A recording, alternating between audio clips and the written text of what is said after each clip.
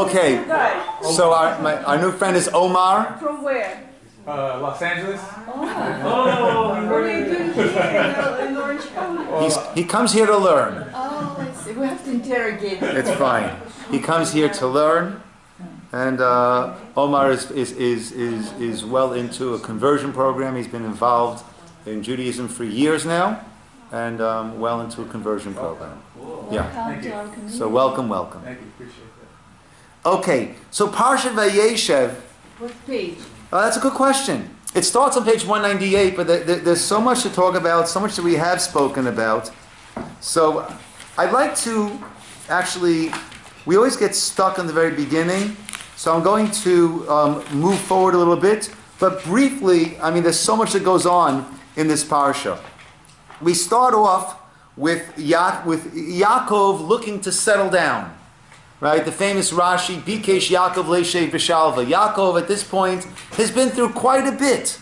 What has Yaakov been through already at this point? Everything. Well, let's be more specific than that. Okay, so Esav, right, the blessings, Esav running away to the house of Lavan, 20 years by Lavan, on the way back, encountering the angel, right, and then encountering Esav. Now the 20 years in Lavan's house, right? It was fraught with some drama with the wives, the children, right, and all that's going on. At this point, Yaakov wanted to settle down, but that's not what life is about. Life is not about settling down. On Shabbos, I gave a very nice parable from. Actually, from an old friend of mine, Rabbi Ben Sion Schaefer, who's he's the leader of something called the Shmooze.com. Got an amazing amount of divrei Torah, of just beautiful things. Actually, I just got an email from them, and they have old CDs that they're looking to unload. So we're going to have a lot of, hi Ilana, good morning. We have a lot of CDs here that you can take, just play in your car, just really good stuff. So he gives a fantastic mashal. A fantastic parable of the spa, right? When you go to a spa, there are two areas. There's the workout room, and then there is the, what do you call that? Steam. Yeah. Right? There's the workout area, and then there's the spa area. The workout area, you've got the different machines and the weights and the treadmills, right? And the other area, you've got the sauna and the massage and the nice cold water with a little twist of lemon that goes in there. That's that side, right? So a person gets a free pass to the spa for a day. And this person's had a really, really crazy, rough, exhausting, pressure-filled week. So he wants to go to the spa area. And by mistake, he walks into the workout area. And they see people are sweating and their shirts are drenched and they're dripping and they're red in the face and they're and he goes, what am I doing over here? Right, this is what I want. Right? I had this all week. I want to get away from this. See, he says we confuse the workout room with the spa. All of our questions about this world are based on the misconception that this is supposed to be the spa. Right? Where's the sauna? Where's the massage? Where's the ice cold drink? And when this world isn't the spa, we have complaints. Right? Who organized this? Who set this up? But this world is not Olam Haba, the world to come. That's the spa. This is meant to be the workout room. And here is where we build ourselves into greater people. And how do we make ourselves stronger? In a physical sense, how do we make ourselves stronger? There needs to be resistance. When there's resistance, then we build up muscle. We get stronger. When we go against resistance, there's no resistance, then there's no growth. There's no building of oneself up. And life is meant to be that area of resistance. Hard. Why? Because that's the way that we make ourselves greater human beings. So we have a period of time wherein we can make ourselves greater human beings. We need resistance. That's what this is. So Yaakov thought, time to relax? No, that's not the case. So what happens? We have all the episodes of Yosef. But when we overdo, we can destroy our muscles. That's true. That's true. Right? And therefore, that's a beautiful point, Rose. If we overdo it, right, so then a person can injure themselves. That is correct. So we have a beautiful teaching that God does not give us a challenge if we can't handle it. Right? There's a beautiful story. I think it's the Ciner Rabbi I heard this story about. He was a person who used to daven very, very, very slowly, very, very, very carefully. I think it's about him, they say, that he'd go to a shul and tell the congregation, don't wait for me. Right? Because I daven very, very, very slowly. Don't wait for me. So he's at a shul one time, and he's davening there, and they decided they were going to wait for him, even though he asked them not to. So he's saying the Shema, right? And they all said Shema Yisroel Shem Elokeinu Shem Echad, Baruch Shem Elokeinu V'ahavta Hashem Elokecha B'chol levavecha, right? And they said the first paragraph, they said the second paragraph, they said the third paragraph, and they're all Hashem Elokeichem Emet. They all finished, and they're waiting. And they're waiting. And they're waiting, and they're waiting, and they're waiting, and they're waiting, and they're waiting. And finally they hear a voice coming, something, they say, oh, he's finally finishing. And they hear him say, Echad. He finished the first verse, right? They finished 3 paragraphs. He finished the first verse. So he was known for his very, very methodical davening. And one time, has happened often in Europe, right? The Jewish leaders were accused of who knows what, and he was thrown into prison. And not only that, his vision was very poor, and they took away his glasses. So he's sitting there in the prison cell, and he's thinking to himself, God, what's going on? What am I supposed to do over here? Right? Why has this happened to me? And he's getting, and I can't even see. I can't study. I had some svarim, but he couldn't even see. Right? So what can he do? What does he know by heart? Davening. So he can daven. And he's got all day, so he can daven really slow. Right? As if before it wasn't slow enough, now he can daven really, really slow. And he starts to say the blessing Baruch She'amar, which is one of the paragraphs of blessing that we say in the morning. And we say in there, Baruch She'amar, blessed is the one who spoke.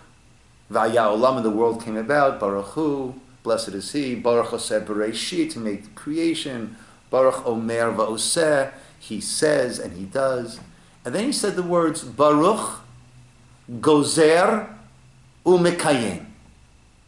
Blessed is the one who's Gozer, who decrees, Umekayim, and fulfills. What is Blessed is the one who is Gozer, who decrees, Umekayim, and fulfills. Right? So he thought to himself, that's strange. What is this great praise of God that he decrees, he makes a Gezerah, he decrees, and Mekayim, and he fulfills it, and he does it. We expect everyone. If you say you're going to do something, if you're Gozer, you make a decree, then you're Mekayim, then you do it, you fulfill it. Why is this such a great praise to God? Why is this listed in the praises to God in that paragraph, in that blessing of Baruch She'amar. And he was thinking and thinking and thinking. And he thought to himself, that's why I got sent to prison. So I'd have time to think about this. Right? And then he's thinking, and then he realizes, he was misunderstanding it all his whole life until now. It's not that God makes a decree, I'm going to do this, and God's mikayim, and therefore God does it. That's simple. That we expect from everyone.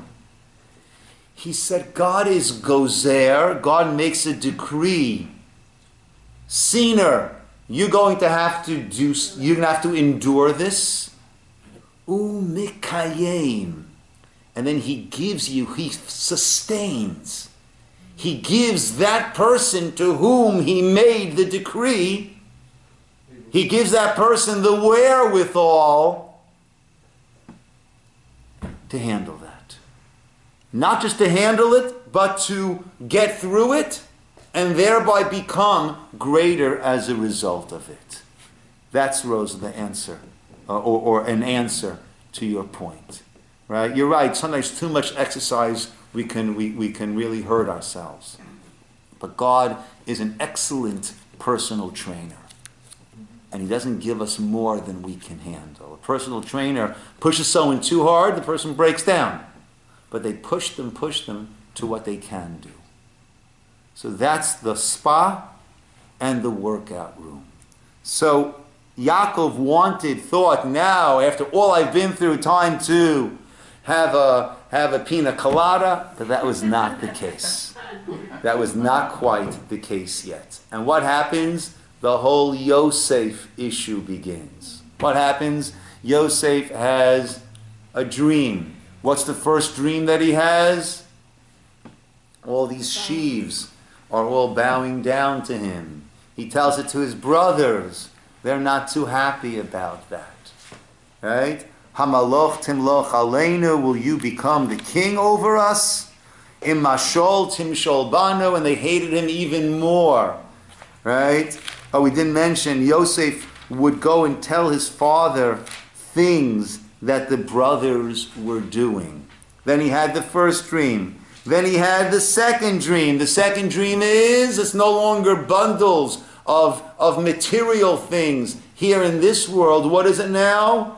Sun, moon, stars. And what are the sun, moon, and stars all doing? Guess who they're bowing down to? To me, Yosef. Great, right? The brothers hear it. They don't say a word. He tells it to his father. His father, Vayigarbo Aviv, his father censured him and said, and rebuked him, and said, what is this dream that you dreamt? Will I and your mother and your brothers come to bow down to you? Now, Rashi says that the father inside was thinking about this and thinking, oh, this is okay, right? Because why did Yaakov have this special connection to Yosef? He was the son, the firstborn son of Rachel, right? Who was the woman that he worked 14 years to marry. First 7, got Leah, another 7, got Rachel, another 7, right? So Rachel was his love, right? Rachel was the one for whom he really wanted to marry. And here is Yosef. And Yosef, he said, was the Ben Zekunim, right? He was similar to Yaakov, and he absorbed all of his teachings. But Yosef didn't know that. Yosef heard this rebuke from his father. Then the brothers go out to shepherd, and Yaakov sends Yosef out to the brothers to see what's doing with them. And what do they decide to do? Right? They decide, right, to first they say, let's kill him on 202. Plan A was kill him and throw him into one of the pits. Right? Reuven steps forward to save him. Why does Reuven want to save him? Bottom of 202, 203. Reuven saves Yosef. What does Reuven want to save Yosef? Reuven is actually who in the lineup of the family? Number one, the oldest. He says, right, I'm the one who'll be responsible. He said, no, let's not do that. Right? Let's throw him into one of the pits. Don't kill him and throw him into the pit. Throw him into one of the pits. What was Reuven thinking? I'll come back. I'll pull him out. And I'll bring him back safely to our father. Right? Yosef comes. They throw him into one of the pits. They sit down to eat. Yehuda says, hey, right, why should we kill him and cover his blood? Let's sell him. Okay? Who says? Yehuda, Judah, says, let's go and sell him. And Yosef gets sold down to Egypt. Reuven comes back, hoping to pull Yosef out. Yosef's not there. And, oh no, what will be now? Okay.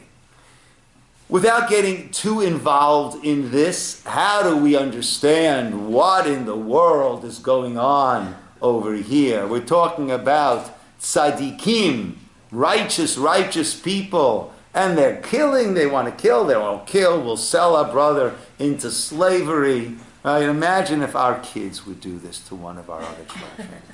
Right? I mean, come on.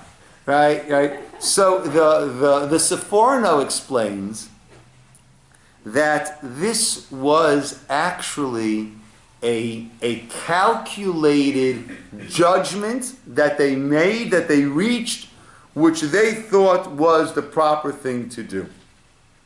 In other words, they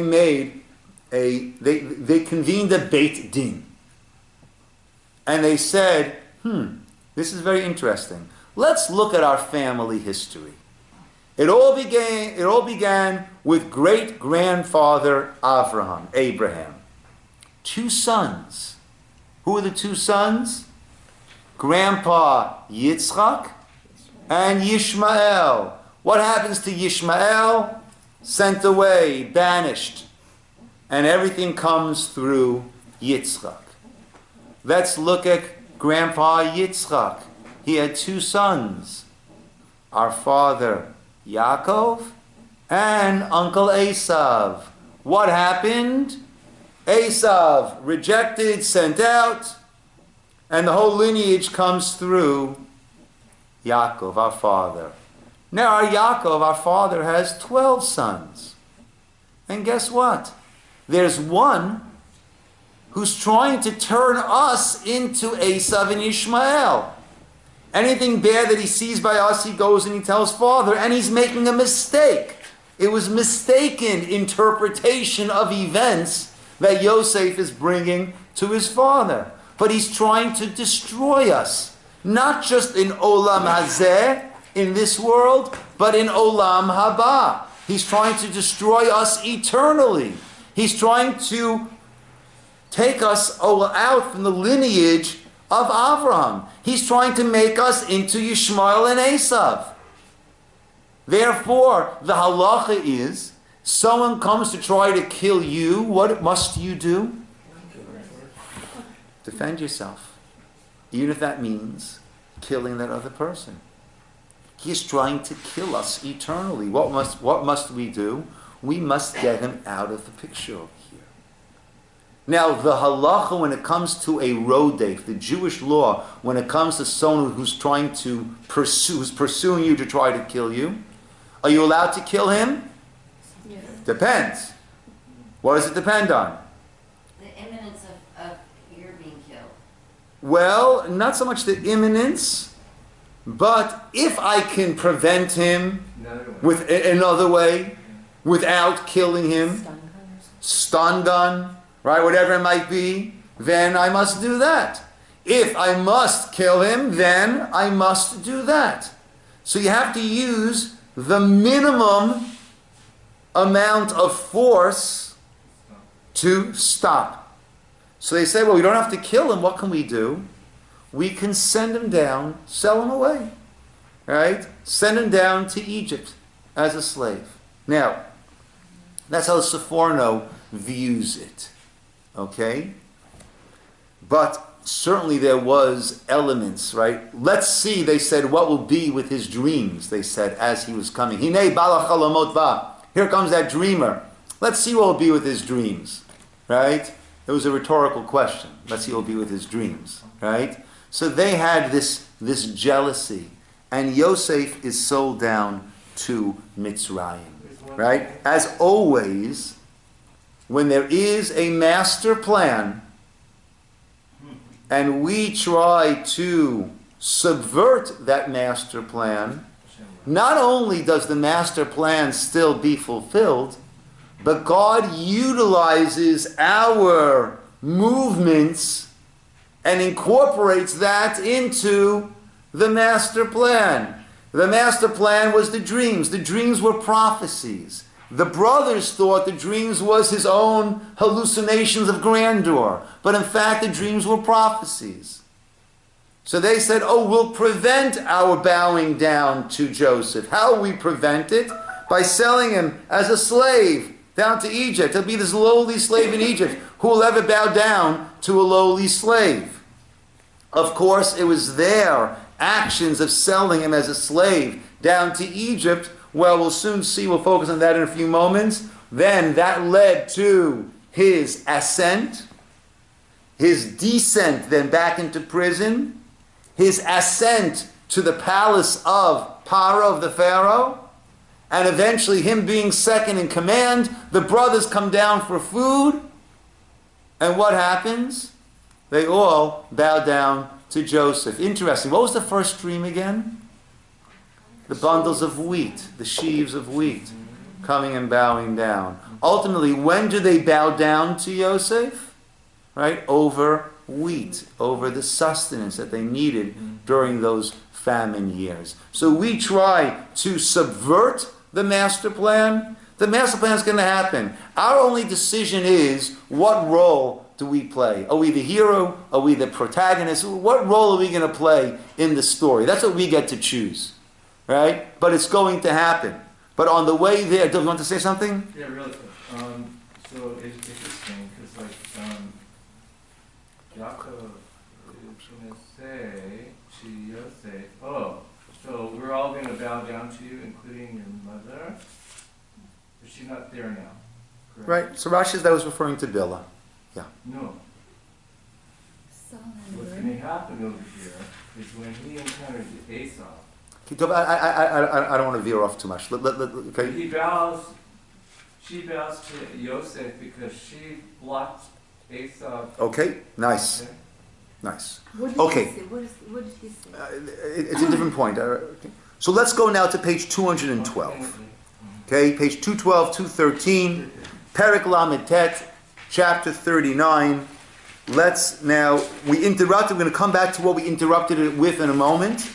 Not in a moment, but in a bit. But let's continue with the Yosef story. So Yosef was sold down to Egypt as a slave. The Yosef Hurad Mitzrayma.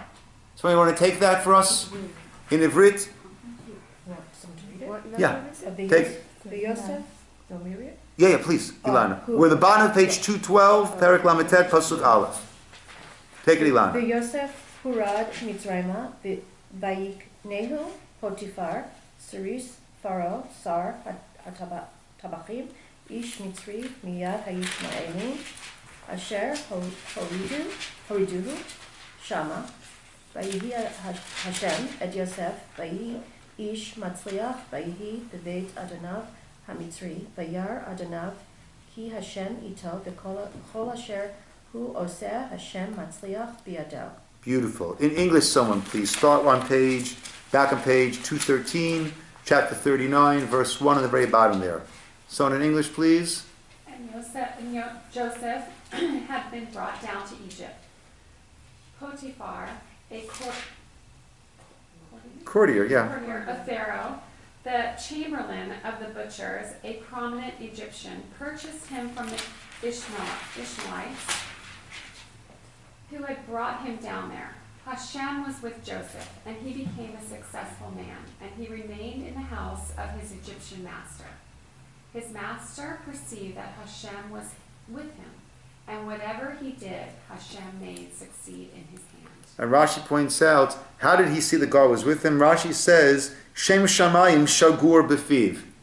Right? He would speak about God. Right? God willing. Right? Thank God. Right? Baruch Hashem. Right? So he was involving God in all that was going on. And continue. Joseph found favor in his eyes, and he attended him. He appointed him over his household, and whatever he had placed in his custody. So Yosef always rises to the top. Here he is, he's brought down to Egypt, sold as a slave into this household. Here, everyone sees he is quite competent, quite able, right? Successful. He rises to the top of that person's house. Continue, and it happened.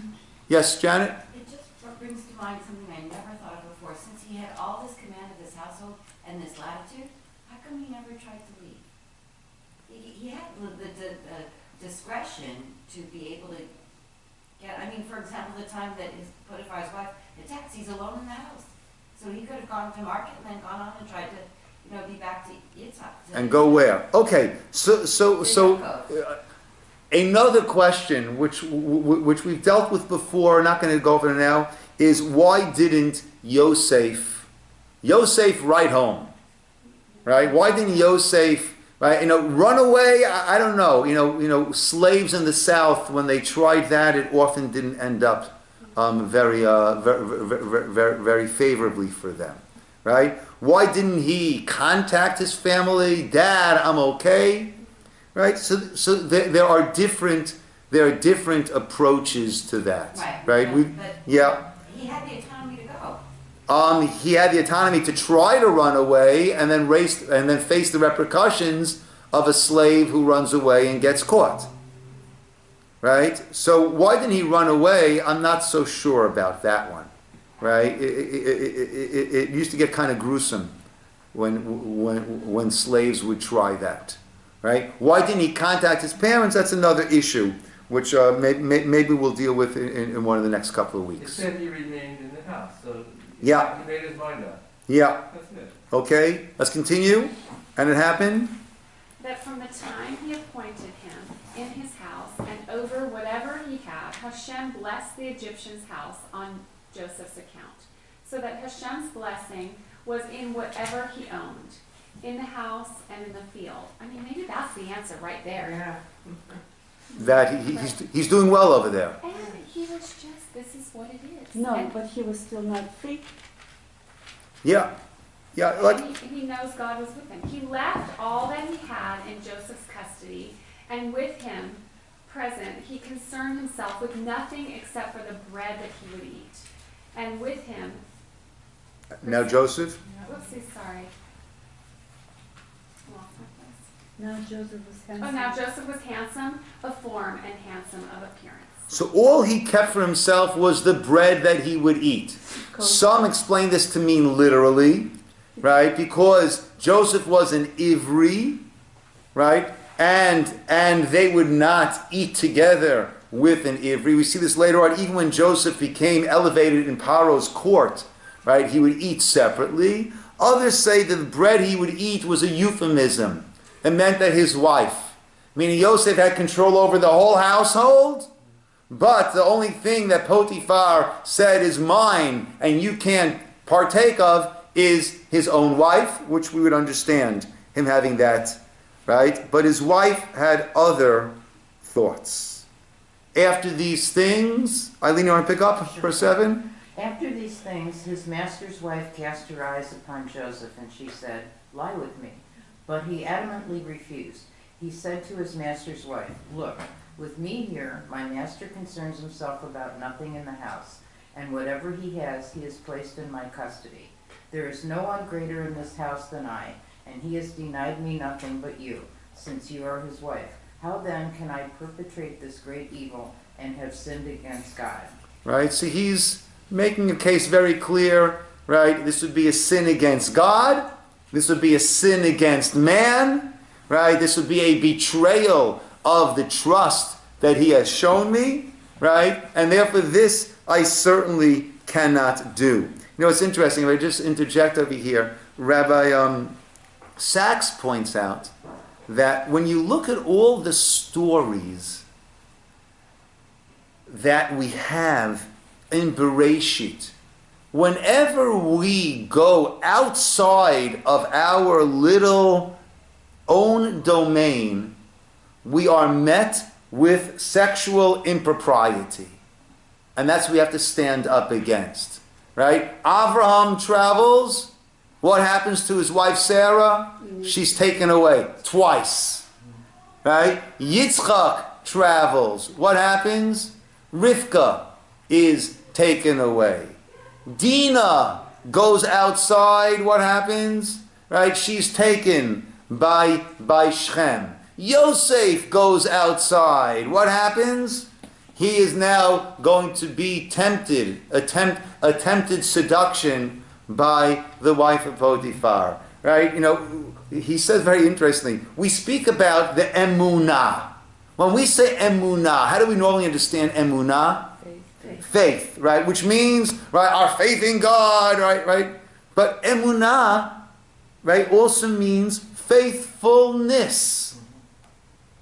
And that means in our relationships, that we are faithful in our relationships. Right? In a marriage relationship, we are faithful. We respect other people's relationships and don't overstep those boundaries. And here, once again, Yosef is out and she is trying, right? And Yosef, how can I? I'll be sinning against man, sinning against God.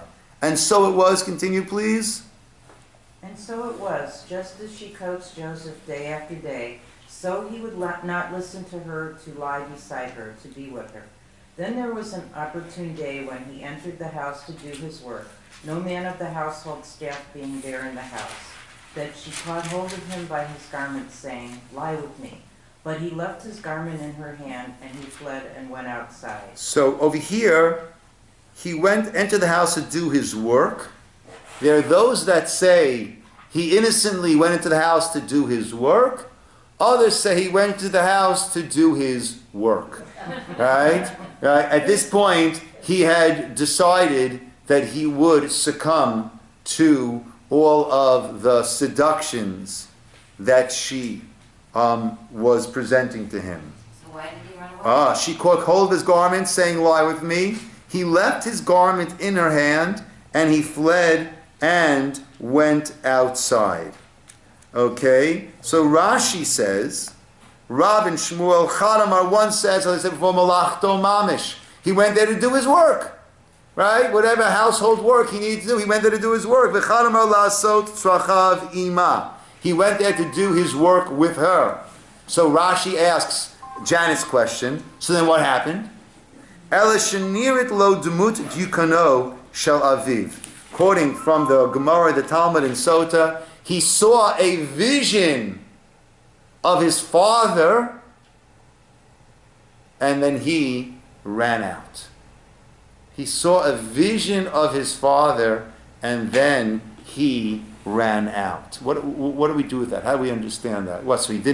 So God beamed down a vision of his father, kind of like, Dr. Spock was saying, you see it on the screen there, right? And once he saw that, so then he had the strength, right? Where's his free will? How do we understand his vision of his father? What do we say, guys? Consciousness, remorse, consciousness. Yeah. I think he conjured that vision of his father, that even though, realize, Mitzrayim, Egypt was the seat of immorality. And here he is, away from his family now for a while. We don't even know exactly how long, right? But he's been away for a while, and no one knows, and the opportunities are here. But nevertheless, he focused on who he is, where he comes from, right? And he focused on, what would my father want me to do? He had that vision. He had that vision of his father. Something that often people speak about. I also speak about at an unveiling when we have that. We set up a monument But the monument is the stone. Very nice, right? But the real monument is to carry that person in our minds, in our thoughts, and the real monument is, what would my father, what would my mother, what would this person want me to do in this situation? How can I and will I be a living monument to who this person was, right? And that's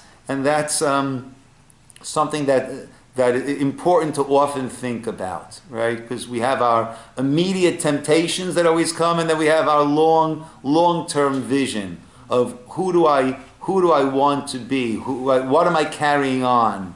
Right? Whose memory do I want to be living and exemplifying? How do I want to be remembered? Right? And that's what Yosef. And then he left his coat in her hand, and he fled and went outside. Interesting. Why would he leave his garment in her hand? That's gonna cause big problems. That's going to cause big problems. Let's see what's going to cause. When she saw that he had left his garment in her hand and fled outside, she called out to the men of her household and spoke to them, saying, "Look, he brought us a Hebrew man to support. He came to lie with me." And I called out with a loud scream. When he heard that, I raised my voice and screamed. He left his garment beside me, fled, and went outside. She kept his garment beside her until his master came home. She told him a similar account, saying, the Hebrew slave you brought me, he came to sport with me. I raised my voice and screamed. He left his garment beside me and ran outside. Right? So the garment was the evidence. Why did he leave the evidence in her hand? Grab the garment and run. Don't keep the garment in her hand. That's her whole evidence of what happened. And look, here's the garment. Maybe he wanted people finally to know that something is going on. Interesting. Because sometimes when you're in the moment, You don't you think can't it's think it just through, not- and you just Just react. had it. Okay. Just want to- Okay, so either, right, so two interesting ideas, right? Right? He wanted the whole charade to be blown. He couldn't take it anymore. Right? And let's just blow the lid off of this. Whatever will happen, will happen. I'll get blamed, I won't get blamed, whatever the case is, I can't deal with this anymore. Or, right, when we're in a frenzy, right, we don't think. You know, parents say, "What were you thinking?" Well, I wasn't thinking. That's a teenage, I wasn't thinking. Not just teenagers. We're often teenagers. Yes, Janet. I can't take it anymore. Maybe he felt if he stayed to wrestle to get his garment back, he might end up succumbing. Okay, that's also very true, Put them in right? fight. It was such an internal struggle that he was having that he didn't want to expose himself for an extra moment, right? This little tug of war, right? Who knows what that could lead to, right? And therefore, right, he ran out. All possibilities. He said that he slipped out of it. He ran and slipped out. She grabbed it, and that's Yeah, it. the piece. I'm sorry? Like the whole He hand, ran, she grabbed Yes, it, it he was ran, like slipped fire. out. Maybe, I don't- worse. Took it away. It says here she caught hold of his garment, Yeah, it's in her- right? He left his garment in her hand and he fled and went outside. Yeah, it's in her- Okay, so when Potiphar heard about this, right, he wasn't too happy. So what happened? Right? And verse 20, Vayikach Adonai Yosef oto, he took him, Vayitnei Beit HaSohar, and he put him into the prison. The place Asher Asiri HaMelech Asurim, the place where the king's prisoners were confined. And he was there in the Beit HaSohar. He was there in that prison. And once again Hashem was with him, 21. And he had this chain, this charm, put favor in the eyes of the prison warden. And he became in charge of everything there in the prison. Now why would Potiphar put Yosef? Right, here's a slave who tried to force himself onto your wife. You're throwing him into a prison. What prison would you think he would send him to? The worst. The worst, the dungeon. Yet he put him into a prison where Asirei HaMelech, this was a very high-class prison. He knew what his wife was all about. Okay. That's good. Could very well be. I hear that. I hear that. You hear what Rachel said? No. He knew what his wife was all about. Meaning, right? He knew who she was. He knew who Yosef was. He knew what probably happened, but if he wouldn't do anything at all, right? Are you believing him? Right? You know, that would have been catastrophic, the poor guy. Right? He couldn't come home to that every night. Right? So he had to send Yosef to prison. But I like that. I like that. But he knew who was who and what was what, and therefore he tried to soften it as much as possible for Yosef. And that, of course, led to the next issue. The next thing that's going to come up is that, right, so he's there in charge. The prison warden placed all of him in prison under Joseph's custody. Everything that was done there, he would accomplish. Hu Yosef. Yosef is now in charge of the prison. He ran Potiphar's house. He's the one who's running the prison now. Step up. Right? And then what happens? Then we know there's going to be the cupbearer and the baker having their dreams. Yosef interprets their dreams, and off he goes to the palace.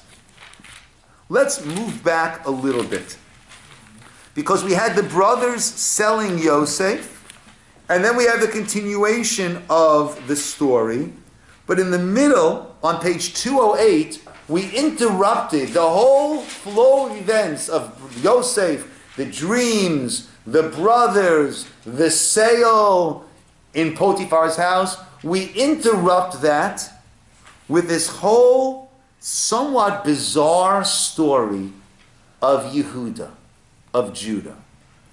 Right? Briefly, I want to get towards the end of the story. Briefly, Yehuda was chastised, was ostracized by the brothers. The brothers saw this absolute agony that their father went through, right? They took Yosef's coat, they dipped it in blood, they brought it to the father. Father, recognize this. Is this your son's coat?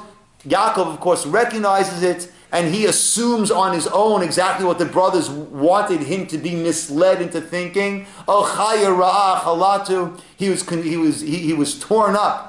Taraf. Yosef has been torn up. A wild beast has gotten to him, and he would not be comforted.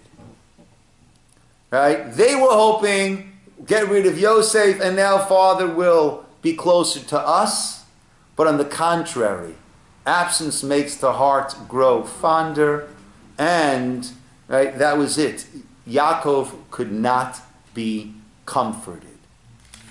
The brothers now start to blame Yehuda. Yehuda, you're our leader. We listened to you. You said take him out and sell him. We took him out and we sold him. We agree with you. Had you said take him out and send him back to father, we would have listened to you. Yehuda was shamed. Yehuda left. Yehuda went off. He married someone. He had 3 sons, Onan, and Shelah. Right? He takes a wife for his oldest son. Wife's name is Tamar. He did not want Tamar to become pregnant, because that would take away her beauty.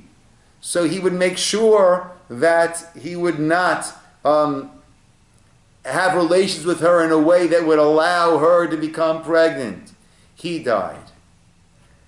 She then, Yibum, Levirate marriage, the idea that, so let one of the other brothers marry her and uphold the name of the deceased brother. She marries the next son. He realizes that, well, the child will be considered the spiritual progeny of my deceased brother, not of me. He does the same thing. He dies. Yehuda says, wait till Sheila gets older. According to some, Rashi and Ramban argue, according to some, he really was planning on marrying her to Sheila once he was old enough and mature enough not to make the same mistake. Others say he never planned on marrying her to Sheila. This girl, this is the black widow over here. Right? He's not marrying off to his third and only remaining son. Tamar sees that Yehuda is not planning or is not marrying her off to Sheila. She wants to be part of the family of Yehuda. So what does she do? She goes and dresses herself up and she waits by the crossroad. Now, she was not doing anything wrong. Before the Torah was given, this idea of Yibum, of the family marrying the widowed wife of the family member and thereby carrying on the name of the deceased was not limited to just the brothers. Once the Torah was given, that is limited to the brothers. And either you do Yibum or Chalitza. Nowadays we do the Chalitza, we do a ceremony to sever the link and allow her to marry anyone else. But before the Torah was given, that concept could be fulfilled through any family member. She was not doing anything wrong. Yehuda is another story. Right?